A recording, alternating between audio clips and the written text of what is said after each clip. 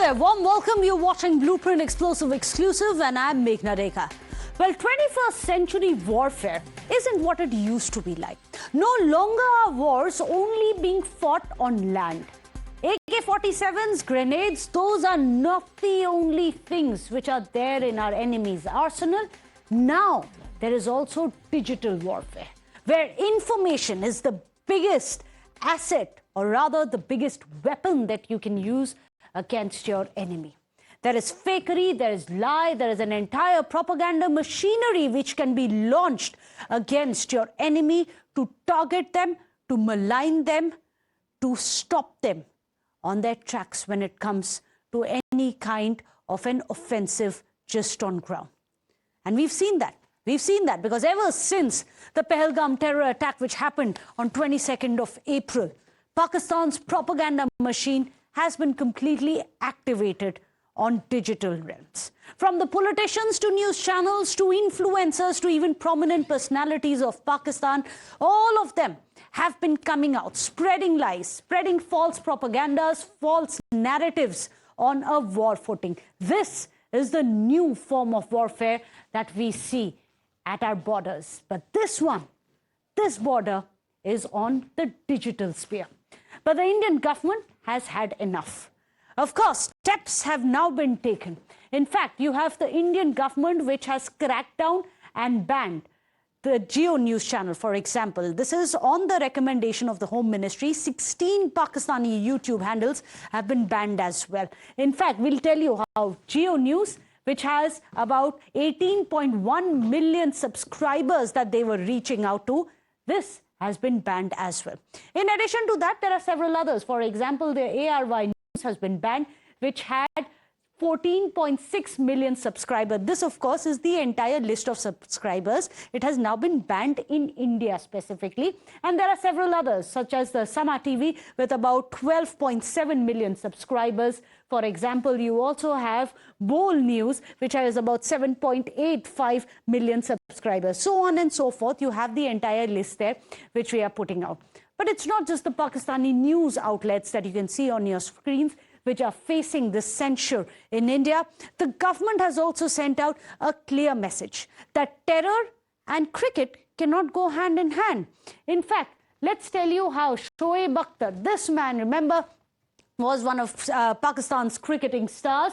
Well, he has also been banned for the incendiary things that he has been saying. I'm not even going to repeat what he's been saying, the kind of views that he's taken, not just against India, but even India's cricketing greats such as Sachin Tendulkar.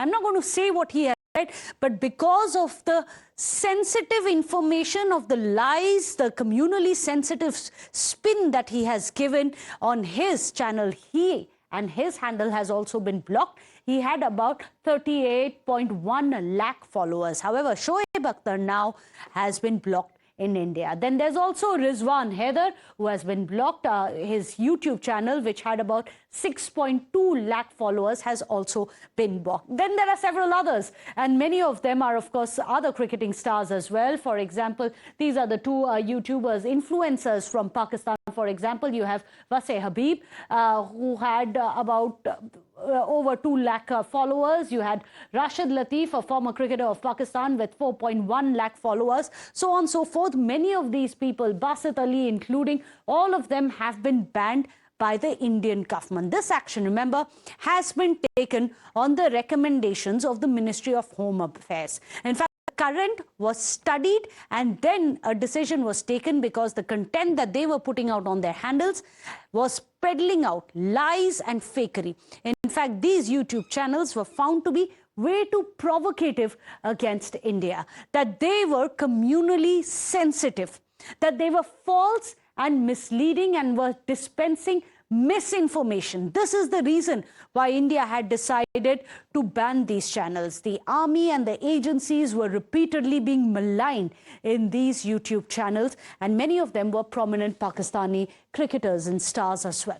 So ever since It was confirmed that Pakistani terrorists were in fact behind the Pahalgam butchery. India has struck the terror nation on multiple fronts. In fact, let's tell you how India has been taken action against Pakistan. Well, of course, one of the actions that it has taken is that the Indus Water Treaty has been suspended. But not just that, there is more action which has, for example, Pakistan's Twitter handle itself has been blocked. This is the official Twitter handle. Also, visas for Pakistani nationals have been revoked. This is about 12 different categories of visas, which excluded the long-term visas. You also have top Pakistani diplomats who've been asked to leave the nation and has been really downsizing the size of the Indian mission as well in Pakistan. 16 YouTube accounts were banned, is what I was telling you earlier. In addition to that, several of the other prominent Pakistanis who've been spewing hate against India, spewing poison and fakery against India, have been censured as well. But the demand within India has been growing for the total boycott of Pakistan. Why? Because many are saying, why is it that at global sporting events, India continues to play with Pakistan? Remember, there was a recently concluded ICC World Cup where India, of course, it was at a neutral ground of Dubai, but India did play Pakistan. So many are saying, why continue to play with Pakistan? Why not snap out all cultural people-to-people ties, even sporting ties with Pakistan? Also, many have raised questions about why there are artists in Bollywood who are allowed to continue to come here, earn their living. Remember, there is an unofficial ban which had happened around 2019, but that is an unofficial ban. It's not an official ban. Then also many have asked about the shows, the films, and several of the Pakistani soaps which are available on OTT. Should they be boycotted as well? Well, these are the questions which are being asked. So you know why there is now a growing chorus for the zero contact lobby, which has become very loud in India. They are saying that snap all ties with Pakistan, that's going to be the only way forward. It is because of people such as Shahid Afridi. Shahid Afridi, for example, who is, of course, a cricketing icon of Pakistan, listening to the way he spews venom against India. This is the heights of disillusionment, where he says India itself is attacking India. Can you believe it? Watch for yourself. आप एक घंटे तक दहशतगर्द वहां दहशतगर्दी करते रहे, ठीक है, वहां तक 8 लाख फौज में से कोई नहीं आया, और जब आए तो 10 मिनट के ऊपर पाकिस्तान पे इल्जाम लगा दिया. तो आई मीन कि खुद ही ब्लंडर्स मारते रहते हैं, खुद ही लोगों को मरवा देते हैं, फिर उनकी वीडियोस दिखाते हैं कि नहीं वो तो जिंदा है.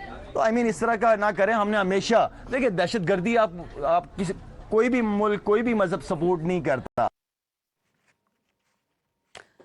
So first diplomatically and now digitally, India is striking where it hurts the most for Pakistan. But is it enough to stop Pakistan's fake factory? Well, let's take this across with our guest. In fact, we are going to be going across to Arvind Gupta, who is joining us. He's the head of Digital India Foundation.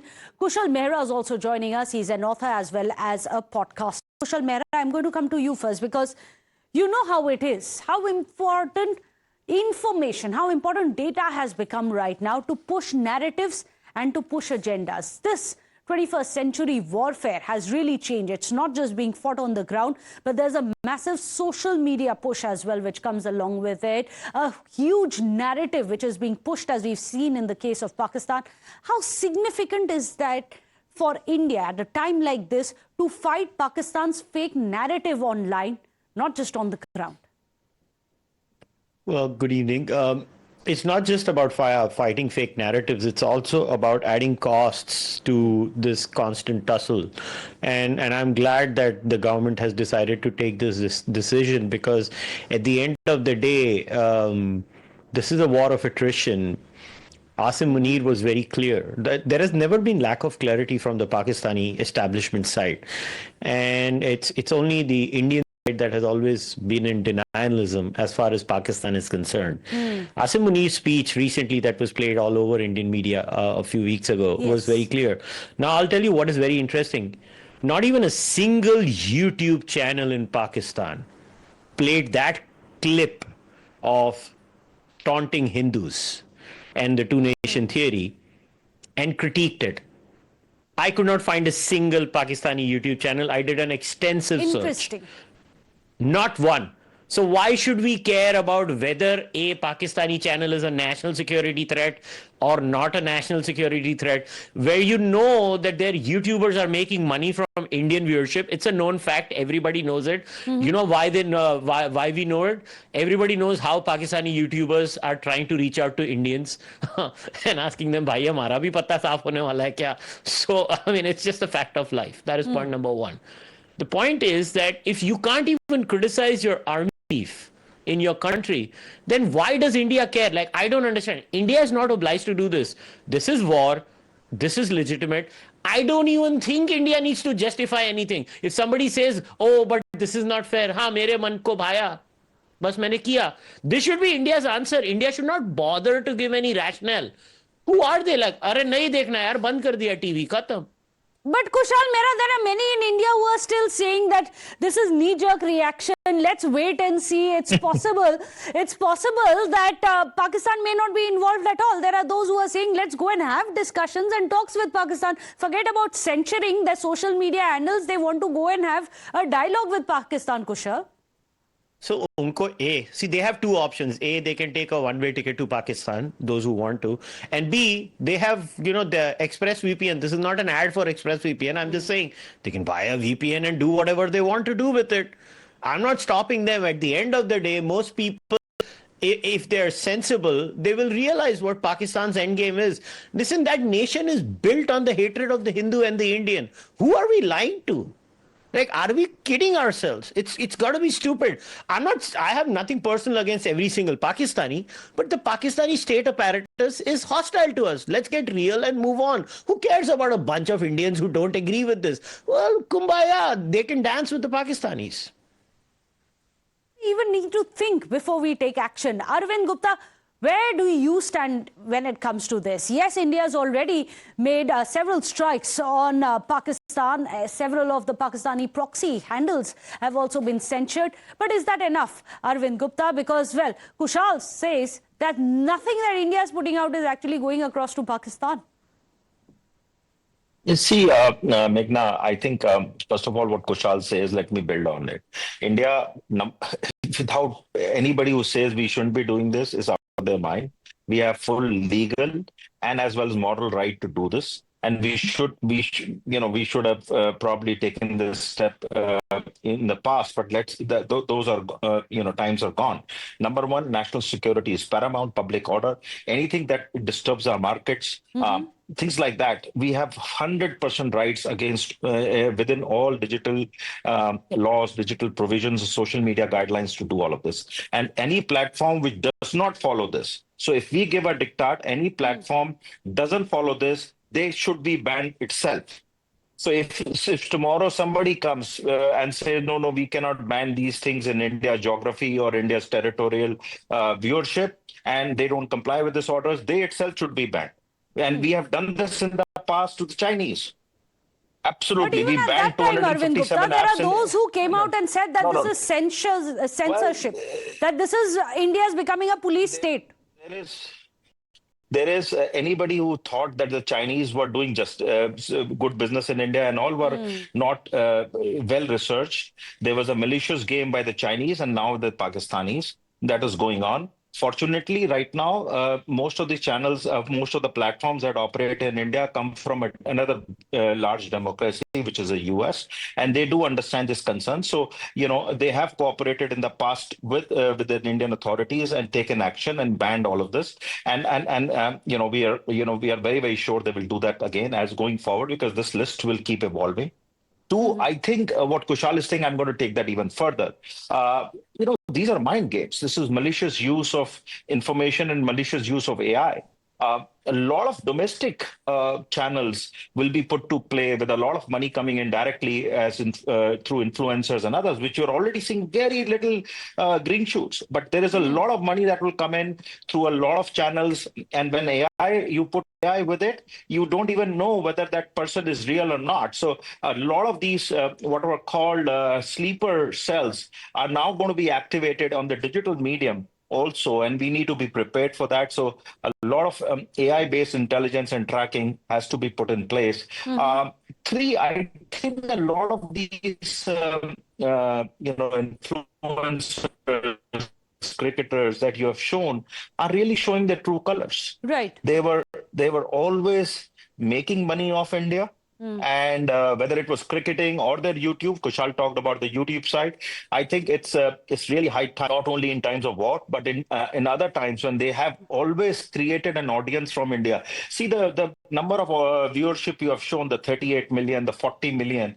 I can almost be assured that there is a 20-30% easily without even going into any depth coming from India. So they're making money off India, but they're, today when the time comes, they always have abused that followership, that love and affection India has Absolutely. shown them. In fact, very categorically, the Home Ministry has said that these handles, the ones which have been banned in India, are spreading not just lies but communally sensitive propaganda as well to try and create an internal rift within India. In fact, it's interesting. Let's just tell our viewers that if you try and click on any of these YouTube channels, the message which is going to be coming out for you.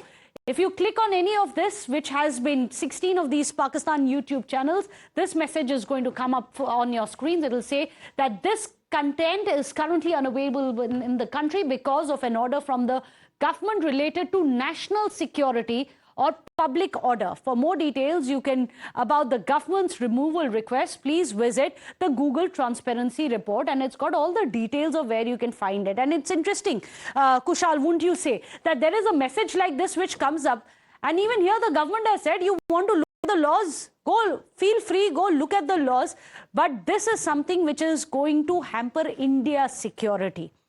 Does India also need to snap other ties with Pakistan, the cricketing ones, the people-to-people connect? Where should this end?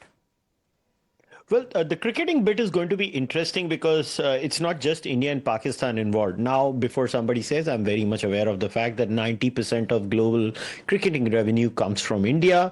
Almost 92% of ICC's ad revenue, even if you looked at the last calendar period of ICC and the total revenue that was generated, was because there were two sections, right? There were the global broadcasting rights for every other teams combined, and there was the India broadcasting right. So it was kept in two categories when the bidding was done, even by the ICC. I have a very different take on this. I think India should boycott the ICC. The day India decides to boycott the ICC tournaments, ICC itself will collapse. Because ICC can't have a locus standi without India in it, because basically the cricket revenue model is Indians travel everywhere, Indians watch cricket. Two, I would recommend that any international player, coach, anyone, it doesn't matter. Even if you're a groundsman, either you work with the PSL, which is the Pakistan Super League, cricketing league, or you get a job in the IPL. Pick one. And it's not just the IPL teams. Well, even Pakistani cricketers, if they were forced to pick one, I think we can all know that they are going to be picking the IPL. Last quick 10 seconds I have left. Arvind Gupta, where do you stand when it comes to the cricketing times? Because that seems to be the biggest sticking point. The bigger sticking point is that the shows on Bollywood, on OTTs and artists in Bollywood, I would categorically go to ban them, because they will build audience from here and they will come back to bite you in the future. Pakistani soaps, immensely popular in India. We cannot continue to have war and also culture flowing hand in hand. Thank you so much, gentlemen. Unfortunately, I've run out of time. Arvind Gupta as well as Kushal Mehra, I appreciate you joining us here on the show. With that, a short break. Don't go anywhere. We return in 2 minutes.